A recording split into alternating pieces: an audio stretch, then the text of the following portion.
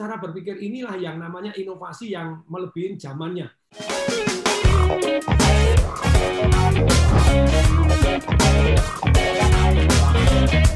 Patung, sebelum Patung menjelaskan penjelasan tadi lebih lanjut ya, ini ada pertanyaan. Patung, kalau kita berinovasi kan ini punya kecenderungan, atau kalau kita mengeluarkan sebuah produk baru, sekarang kan lagi rame banget ya, karena mungkin paham atau pengertian tentang ATM. Jadi orang tuh banyak sekali mudah mengcopy paste begitu ya, terus kemudian mengeluarkan produk yang hampir serupa dengan harga yang jauh lebih murah.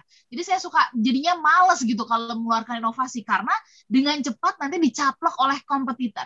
Nah, bagaimana caranya Patung? Apakah kita membiarkan ya, atau membebaskan hal ini terjadi begitu, dan kita terus melakukan inovasi? Seperti apa penjelasannya Patung? Silahkan. Ya, satu adalah paten, gitu ya, dipatenkan terlebih dahulu ya. Kemudian berikutnya ya ditegakkan aturan. Sekarang sih mulai kok lebih paten mulai lebih dijalankan begitu. Ditegakkan itu ya biasa di copy-copy. Zaman dulu tuh saya punya EduGame, software Bobby Bola, kalau Anda pernah dengar gitu ya, salah satu perusahaan saya itu kita inovasi dalam bidang marketing. Boom, dalam 1 tahun dari hanya berapa puluh ribu langsung laku 9 juta CD. Nah ya, Anda ikut di marketing revolution saya, Anda ikut di bisnis revolution saya, Anda pernah ikut, Anda akan tahu cerita detailnya, karena ini cerita dari kisah nyata. Bagaimana jualan CD 90.000 jadi customer-nya berebut, itu jadi 9 juta CD setahun, tuh sungguh-sungguh luar biasa. Tetapi dari sekali lagi, jadi kalau di copy itu pernah nggak di copy orang? Pernah ya, kita kan sudah ada, kita kunci pakai apa aja, terus selalu orang pinter ngopi CD-nya. Ya kita gerilyain, datangin untuk ditertipin, untuk ditegurin itu ya. Jadi ini kami sudah kan, mohon maaf Anda melanggar, dan cara negornya baik. Anda kalau saya laporkan polisi, tenang deh, Anda pasti apa? Pasti akan gede-gedean duit kan gitu ya. Pasti Anda punya backing juga, pasti akan gede-gedean. Tapi Anda ya menderitalah, pasti habis banyak duit. Bu Anda jadi distributor kita yang asli aja. Jadi marginnya lumayan loh. Anda jualan zaman dulu CD, margin Anda berarti 2.000 paling, ya kan? Anda modalnya 3.000, Anda jual 5.000, jual 7.000, jual 10.000. Kalau jual tempat saya 90.000, Anda untungnya 40.000. Nah, mending jualan tempat kita. Nah, tapi itu inovasi untuk bagaimana ngerekrut supaya orang tidak menjual yang mirip kita. Tapi bisa nggak ditembakin karena bisa. Nah, terus apa yang terjadi? Kalau gitu apakah kita tidak mau inovasi? Enggak, ya kita inovasi terus. Jadi kita akan terus inovasi, terus kemudian semaksimal mungkin inovasinya di monopoli. Jadi banyak sekali orang yang bilang differentiate. Ya differentiate terus caranya gimana? Kalau differentiate ya kita bisa monopoli. Nah, hasilnya baru dahsyat. Cara monopoli ya salah satunya adalah paten tadi. Kita patenkan terlebih dahulu, baru kita kejar. Kemudian ada juga yang kita bisa pakai yang namanya resep rahasia. Jadi contohnya KFC, itu ada resep rahasia. Coca-Cola, itu rasanya itu dirahasiakan. Di dunia itu hanya 12 orang yang tahu loh resepnya itu tadi. Jadi 12 pun tidak tahu satu. Jadi dibagi, harus 1 tambah 1 tambah 3, 3 orang jadi 1 baru bisa. Kombinasinya nggak bisa 1 orang bisa membuat sendiri, nggak bisa. Jadi harus 3 orang, dan 3 orang ini sudah disumpah diapain, dia ada hukumannya. Tapi sekali lagi, ini yang sangat-sangat penting. Semoga terjawab bahwa tapi kalau misalnya kebuka ya kita inovasi lagi. Tapi bisa dipatenkan atau rahasianya di mix seperti tadi.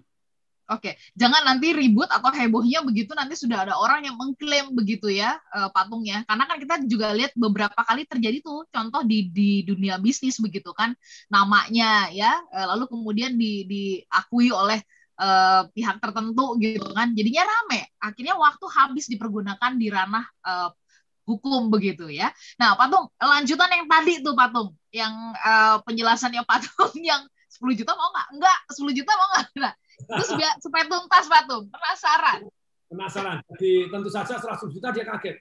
Sejak kapan ini nawar lebih tinggi? Dari 8 9 jadi 10 gitu ya. Nah, 100 juta tentu saja dia mau. Apakah kalau mau saya rugi? Enggak, kan itu cuma jalan doang. Dengan ada jalan akibatnya. Nah, setelah itu saya itu membuat orang itu merasa win. Maksudnya win itu seringkali saya kasih hadiah yang luar biasa.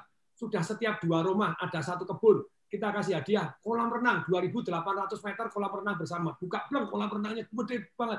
Kolam renang 2.800 itu kan kita bisa jadi itu sudah, kalau saya ngomong itu sudah 20 villa sendiri harusnya. 20 villa sendiri kalau 3M ya sudah 60 miliar sendiri. Kolam airnya, kolam renangnya 12 miliar.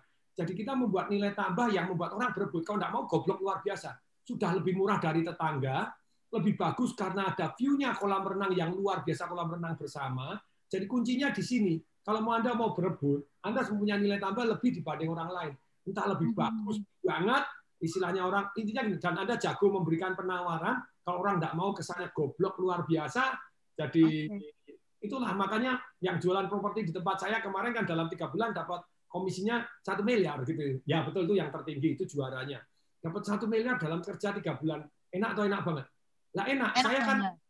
Saya pun sama agen-agen properti seringkali saya ubah. Daripada agen properti ribut terus kemudian minta komisi-komisi, ini agen properti yang bayar dulu deh. Apa pernah dengar agen properti bayar dulu sama developer? Ya agen-agen properti saya. Tapi begitu dia bayar, saya permudah untuk jualannya, begitu ya. Jadi mereka dengan senang hati bayar. Kalau nggak bayar, kesannya malah goblok luar biasa. Nah ini cara berpikir inilah yang namanya inovasi yang melebihi zamannya. Zaman di mana orang nyogoin agen-agen properti, tempat saya, Anda mau? Saya bantu jualan, Anda tinggal ngundang doang, pakai template-template, kemudian ada jualannya lebih mudah, komisi untuk Anda. Nah itulah yang namanya, makanya mereka bayar namanya istilahnya komitmen fee, karena banyak agen itu kan sibuk jualin semua orang. Pokoknya mana yang laku jualin, tidak fokus jualan ke produk satu developer saja. Nah, kita kepingin agen-agen komitmen. Kalau Anda komitmen, tak bantu. Anda tak bantu caranya email, bagaimana caranya WhatsApp, bagaimana caranya telepon, bagaimana di training, bahkan ada template-templatenya tinggal kirim dengan sederhananya, maka terjadi satu yang dahsyat luar biasa. Ini Mbak Ola, Deola nih, Kak Ola ini, wah, boleh apakah ini saya geblak langsung secara cepat semua? Atau next nanti kita bahas lagi tadi. Oke. Nanti kita bahas next lagi Patung karena waktunya mepet pastinya nanti langsung akan di-cut ya, sayang banget. Tetapi butuh highlight dari beberapa yang tadi Pak Tung sampaikan. Mungkin di bagian ini nih ya, untuk bisa mendapatkan atau mendatangkan manfaat. Berarti kan kita harus tahu ada masalah apa gitu ya di sekitar kita sehingga kita bisa berpikir berbeda dan menghasilkan sesuatu yang bermanfaat. Bagaimana Pak Tung supaya kita bisa peka dengan situasi ini? Mungkin jadi pertanyaan terakhir. Silakan. Ya, kalau yang namanya bermanfaat itu nomor satunya adalah tes dan ukur. Apakah diterima oleh masyarakat atau enggak. Karena segala macam kayak tadi misalnya Vertu. Vertu itu menurut saya mahalnya doang. Gitu. Bentuknya bagus sih, kuat sekali, safir, pakai begini. Semuanya yes, material-materialnya material mahal. Tetapi diterima enggak dalam masyarakat? Oh, pada waktu dibuka pertama kali diterima. Karena banyak yang snob itu yang penting mahal. Kalau mahal dibeli, kalau murah enggak. Jadi ini ada yang launching properti sungguh mengejutkan begitu ya. Harganya 30 miliar, 40 miliar, laku lagi. No, tentu saja dia punya kelebihan. Oh, kelebihannya ada view danaunya, ada tamannya yang luar biasa. Saya itu luar biasa. Oh, jadi dijual murah, enggak begitu laku, dijual mahal malah laku gitu ya. Kenapa? Karena ada orang tertentu yang kalau mahal baru beli. Dan mereka sekarang bergaul dengan orang-orang yang mau mahal. Oh, terbatas lagi. Jadi sekali lagi, Anda berani nggak? Berani. Tes dulu ukur market. Dia bisa jual mahal kok.